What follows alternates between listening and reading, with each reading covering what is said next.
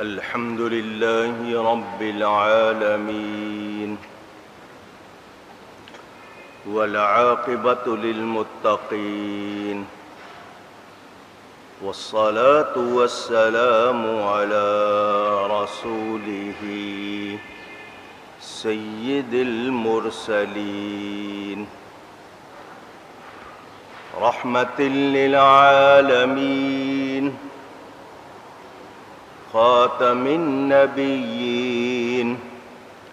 شفيع المذنبين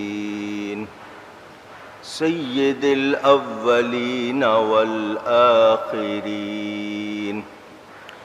سيدنا ومولانا محمد رسول رب العالمين وعلى آله وصحبه أجمعين. أما بعد فأعوذ بالله من الشيطان الرجيم. بسم الله الرحمن الرحيم. والذين يقولون ربنا هب لنا من أزواجنا وذرياتنا قرة أعين واجعلنا للمتقين إماما. أولئك يجزون الغرفة بما صبروا ويلقون فيها تحية وسلاما. صدق الله العلی العظیم. محبت کے ساتھ ایک مرتبہ دروشی پڑھ لیجئے. اللهم صل على سيدنا ومولانا محمد معدن الجود والكرم وآله وصحبه وبارك وسلم. الصلاة والسلام عليك يا رسول الله. الصلاة والسلام عليك يا حبيب الله. الصلاة والسلام عليك يا رحمة للعالمين وعلى آلك وأصحابك يا شفيع المذنبين.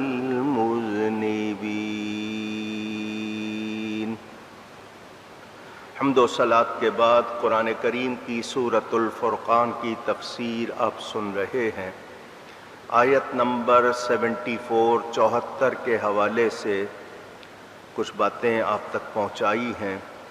اللہ تعالیٰ ارشاد فرماتا ہے، اور وہ جو عرض کرتے ہیں اے ہمارے رب ہمیں دے ہماری بیویوں اور ہماری اولاد سے آنکھوں کی ٹھنڈک اور ہمیں پرہیزگاروں کا پیشوا بنا. اس حوالے سے آپ کو یہ بتایا تھا کہ اولاد کی نیکی، تقوی، پرہیزگاری سے مومن ماں باپ کی آنکھیں بھی ٹھنڈی ہوتی ہیں، دل بھی خوش ہوتا ہے، اور ان کو قبر میں بھی راحت ملتی ہے. کیا مطلب؟ کہ اولاد اور بیویاں ایسی ہوں جن کو دیکھ کر آنکھیں ٹھنڈی اور دل خوش ہو. اس حوالے سے اولاد کے بارے میں، میاں بیوی کے بارے میں کچھ باتیں آپ تک پہنچا چکا ہوں. ماں باپ کے حقوق، اولاد کے حقوق، میاں بیوی کا مسئلہ، اس میں آپ کچھ باتیں سن چکے ہیں. میاں بیوی کے حوالے سے ایک دو باتیں اور عرض کروں گا تاکہ وہ لوگ جو نہیں جانتے ان کو پتہ چلے. شوہر بہت اہم درجہ رکھتا ہے، مگر اس کو شوہر ہونے کے حقوق اور فرائض بھی معلوم ہونے چاہیے. والدین اور اولاد کے بعد تعلقات اور حقوق میں اہم معاملہ میاں بیوی کا ہے. گھرانے کی سچی خوشیاں، بہتری، عمدگی کا مدار ان دونوں کے درمیان بہتری اور بھلائی کے سلوک پر ہے۔ اگر یہ دونوں ٹھیک ہوں گے تو پورا گھرانہ ٹھیک ہوگا۔ خوشگوار ازدواجی زندگی خیر و برکت کا ذریعہ ہے۔ اللہ تعالیٰ قرآن میں فرماتا ہے، اور اللہ کی نشانیوں میں سے ایک یہ ہے کہ اس نے تمہاری ہی جنس سے تمہاری بیویاں پیدا کی تاکہ تم ان کے پاس سکون پاؤ، اور تمہارے درمیان محبت اور مودت کو پیدا کیا۔ سورہ روم کی یہ آیت کا میں نے ترجمہ آپ کو سنایا۔ یعنی دونوں کے تعلقات میں اتنی بہتری، خوشگواری ہونی چاہیے کہ دونوں ایک دوسرے کے لیے جھگڑے کا باعث نہ ہوں، فساد کا باعث نہ ہوں، بلکہ سکون کا باعث ہوں۔ اور اس تعلق میں مرکزی نقطہ، سینٹر پوائنٹ جو ہے وہ محبت رہے، کیونکہ میاں بیوی کی محبت، ان کے درمیان جو محبت قائم ہوتی ہے اس کو اللہ نے اپنی نشانیوں میں سے ایک نشانی فرمایا ہے۔ اجنبی ہوتے ہیں، پیار ہو جاتا ہے، ایک دوسرے کے زندگی کے ساتھی، دکھ سکھ کے ساتھی، اور بیوی ساتر ہوتی ہے۔ اگر کسی نکاح یعنی شادی سے میاں بیوی میں باہمی آپس کی محبت اور اخلاص، تسکین، راحت، خوشی کے قدرت کے اغراض جو قدرت چاہتی ہے وہ پورے نہ ہوں تو اس میں کبھی دونوں کا قصور ہوتا ہے، کبھی کسی ایک کا قصور ہوتا ہے، یا ایک کا زیادہ ہوتا ہے، دوسرے کا کم ہوتا ہے۔ اللہ تعالیٰ نے ان لوگوں کو بہت برا کہا ہے جو میاں بیوی کے درمیان ان کے آپس کے میل جول اور محبت اتفاق میں خرابی ڈالتے ہیں، یعنی جو میاں بیوی کو لڑوائیں، ان کے درمیان شک ڈالیں یا خرابی ڈالیں، ان کو اللہ نے پسند نہیں کیا۔ لیکن میاں بیوی خود ہی آپس میں اس میل جول یا محبت و اتفاق کو قائم نہ رکھیں تو پھر زندگی خوشگوار نہیں رہ سکتی۔ قرآن کریم نے دونوں کو ایک دوسرے کے ساتھ اچھے سلوک کی، اچھے برتاؤ کی تعلیم دی ہے۔ سورہ بقرہ میں ارشاد فرمایا، عورتیں تمہارا لباس ہیں اور تم ان کے لباس ہو۔ فرمایا وعاشروہن بالمعروف، سورہ نساء میں ہے کہ عورتوں کے ساتھ بھلائی سے بسر کرو، بھلائی کی معاشرت کرو، یعنی ان سے اچھی طرح پیش آؤ۔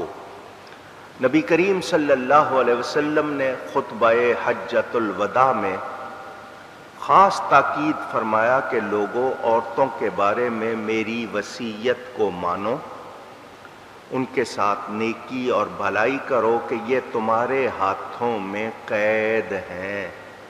نبی کریم نے تلقین خاص طور پر عورتوں کے لیے فرمائی۔ عورتوں کے لیے احکام اور ہدایات ہیں کہ وہ اپنے شوہروں کے حقوق کی ادائی میں کوتاہی نہ کریں، دونوں کو اپنا جائزہ لینا چاہیے اور اپنی غلطی کوتاہی پر نظر رکھتے ہوئے اس کو دور کرنے کی کوشش کرنی چاہیے، اور باہمی طور پر لڑنے کے ارادے سے نہیں بلکہ صلح کے ارادے سے رہنا چاہیے۔ خواہ مخواہ بہانے شوہر بھی نہ ڈھونڈے کہ بیوی کو ڈانٹنا ہے، برا بھلا کہنا ہے، نہ بیوی شوہر کے لیے ایسی بات ڈھونڈے کہ اس کو اس نے ٹوکنا ہے یا تانے دینے ہیں۔ ابن ماجہ شریف میں حدیث ہے، رسول کریم صلی اللہ علیہ وسلم نے فرمایا، اگر عورتیں تمہاری صحیح اور جائز باتیں مانتی ہیں تو پھر تم ان پر الزام لگانے کے بہانے نہ ڈھونڈو۔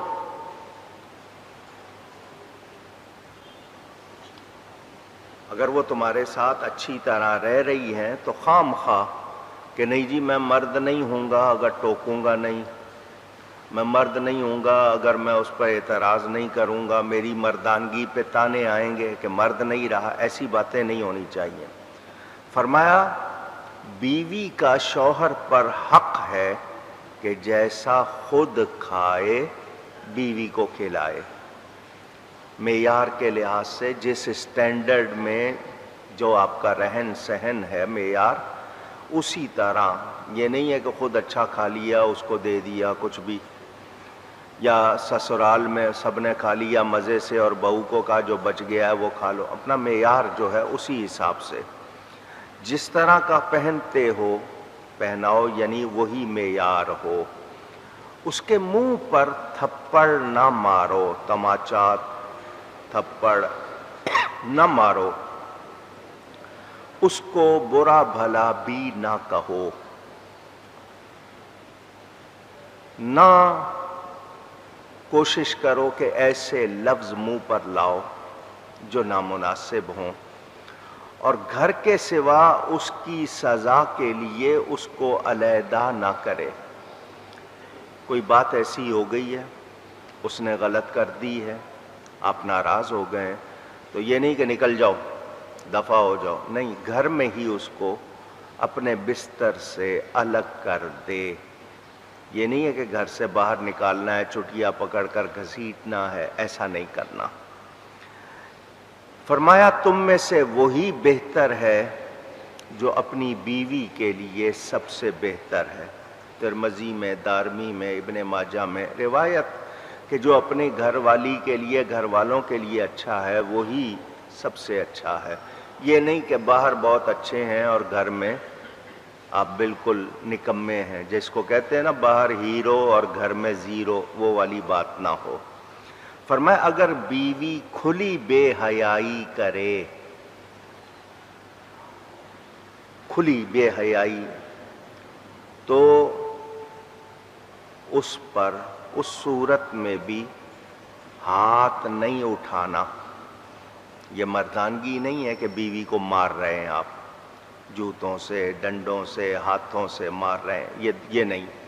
اگر ایسا مرحلہ آ جائے کہ وہ کھلی بے حیائی کرتی ہے تو اس کو اپنی خوابگاہ بستر سے، بیڈ روم سے الگ کر دو، اور سزا کے طور پر بہت ہلکی مار، بہت آواز ہلکی مار ماری جائے کہ اس کے کسی جسم کے حصے کو نقصان نہ پہنچے۔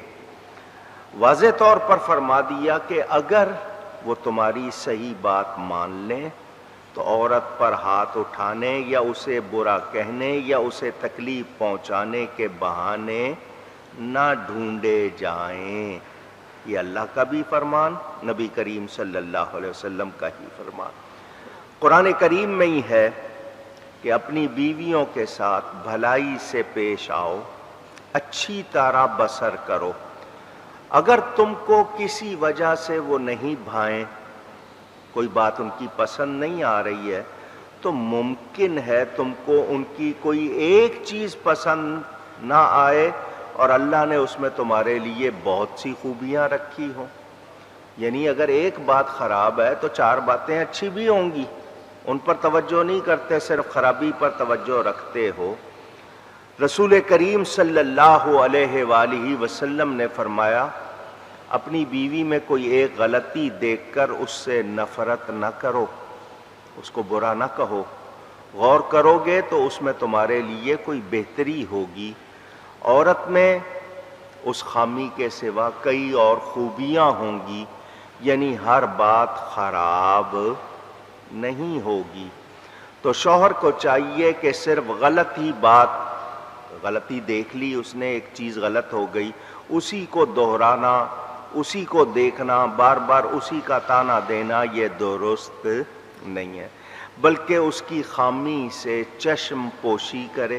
چشم پوشی کا مطلب آنکھیں پھیر لے اور اچھی باتوں کی سختی اور درستی سے بیوی کی ضد یا غلطی کو دور کر دے۔